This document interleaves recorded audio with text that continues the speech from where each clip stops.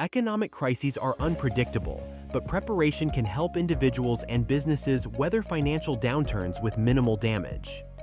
The first step is building an emergency fund with at least 3 to 6 months' worth of expenses to cover necessities like housing, food, and healthcare. Diversifying income streams, such as side businesses, freelancing, or investments, provides additional financial security. Reducing debt, especially high-interest loans, can lessen financial burdens during economic instability. Smart investing in recession-resistant assets like gold, bonds, and essential consumer stocks can protect wealth.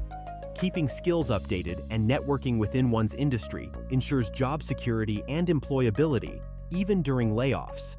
Businesses should create contingency plans, cut unnecessary expenses, and explore ways to maintain cash flow during downturns. Monitoring economic indicators, such as inflation, interest rates, and employment trends, helps anticipate potential downturns. Additionally, maintaining a frugal lifestyle and practicing financial discipline can provide long-term financial stability. Governments may provide relief programs during crises, so staying informed about available aid is crucial. While economic crises are inevitable, those who prepare can mitigate their impact and emerge stronger.